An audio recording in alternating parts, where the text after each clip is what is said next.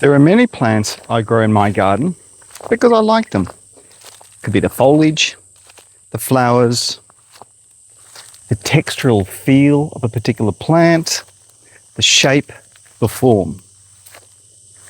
The thing I do is when I buy a plant or investigate a plant, I find out where it's from. And sometimes it's a bit of a shock. And I don't know, and I didn't know where it actually came from because I'm used to it being grown in the gardens here in the subtropics. But sometimes the plants don't come from a subtropical climate. So it confuses everyone as to why they do so well. Let's have a look at one of them right now.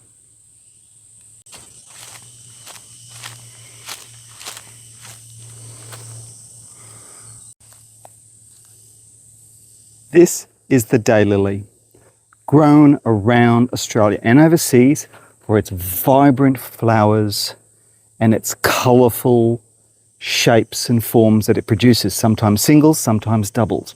The colour spectrum is absolutely incredible.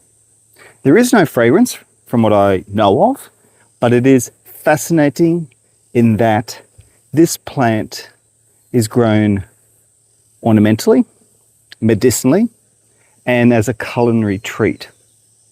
And I know through experience, when I've had the opportunity to visit a daylily nursery, the flavours are different depending upon the colour of the petals. Now I'll choose this one, and FYI, the younger shoots, I should say the buds, are usually used in stir fries. I've never eaten them raw, so I don't think I'll try that right now, but they are used as a stir-fry vegetable. But it's the petals. Each flower colour has a different taste.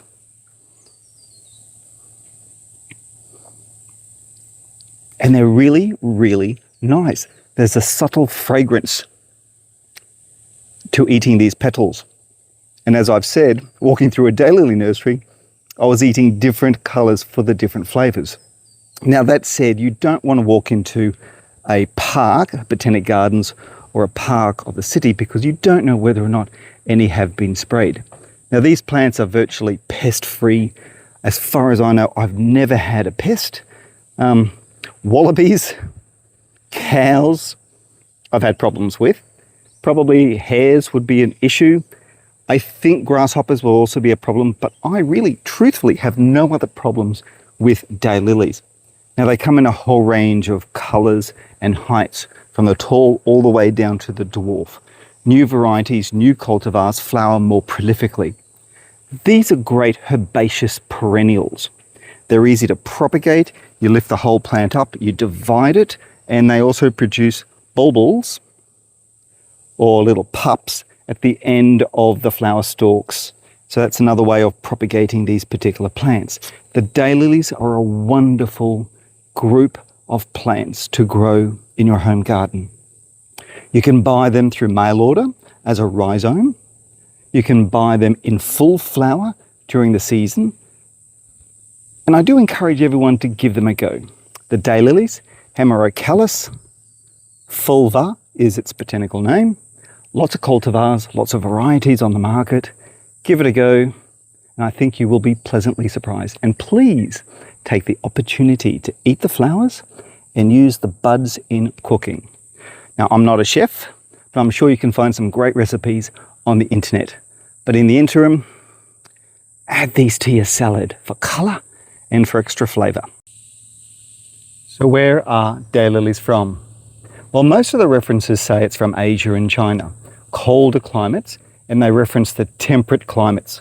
Now that's probably why they tend to be more popular where these plants completely die down and they're a bit deciduous.